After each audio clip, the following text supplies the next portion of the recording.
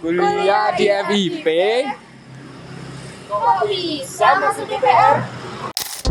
Hai guys, di video kali ini kita dari kelompok 1 yang beranggotakan saya Muhammad Teguh Yuran dan rekan saya Saya Dwi Ramawati. Saya Ismail Farahania. Saya Reva. Saya Fitra. Saya Indah Mudeputri. saya Moga. Dan kita dari kelompok 1. Nah, kita bakal bahas beberapa jenis pekerjaan dan kemampuan yang harus dimiliki oleh teknolog pendidikan serta beberapa kemampuan penting lainnya. Jelasnya. Oke, pekerjaan dan kemampuan yang harus dimiliki teknologi pendidikan di sekolah. Yang pertama, teknologi pendidikan dapat bekerja sebagai pengembang kurikulum, teknisi, informasi teknologi, atau pengelola sistem pembelajaran digital. Untuk pekerjaan tersebut, teknologi pendidikan harus mempunyai kemampuan. Yang pertama, mereka harus bisa mengintegrasikan teknologi dalam pembelajaran, mengelola LMS, dan membantu pelatihan untuk guru. Oke, selanjutnya ada di sektor lembaga pemerintahan. Seorang teknolog dapat bekerja sebagai analis data, pengembangan kebijakan, dan staf teknologi informasi. Untuk pekerjaan tersebut, seorang teknolog harus mempunyai kemampuan, yaitu mereka perlu memahami kebijakan pendidikan, menguasai teknologi, dan yang paling utama, mereka harus menguasai komunikasi yang baik. Di dalam sektor bisnis dan industri, seorang teknolog harus mampu menciptakan e-modul pelatihan dan e-learning.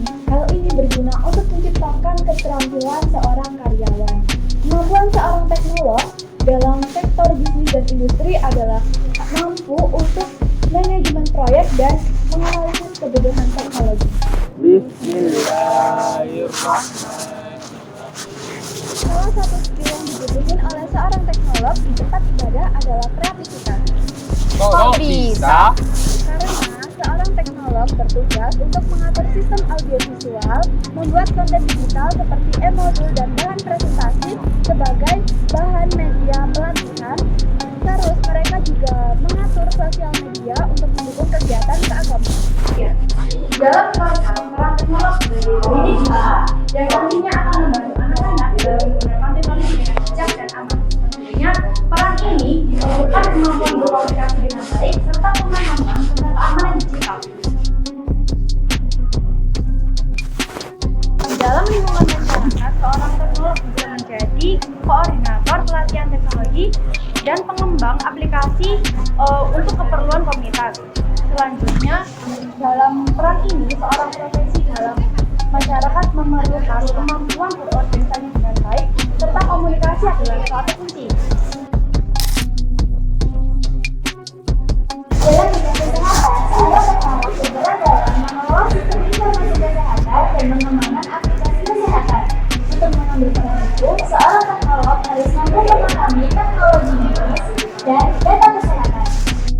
Kemampuan pedagogik yang harus dimiliki seorang teknolog pendidikan meliputi pemahaman tentang karakter visual, merancang kurikulum untuk mengintegrasikan teknologi, dan mengevaluasi proses belajar. Mereka perlu memahami teori ini dan menyelesaikan metode pengajaran agar sesuai dengan kebutuhan siswa. Kemampuan personal meliputi skill komunikasi, manajemen waktu, dan kreatif. Teknolog pendidikan harus bisa menyampaikan informasi dengan jelas, mengatur waktu dengan baik untuk beberapa proyek, serta membuat media pembelajaran yang inovatif.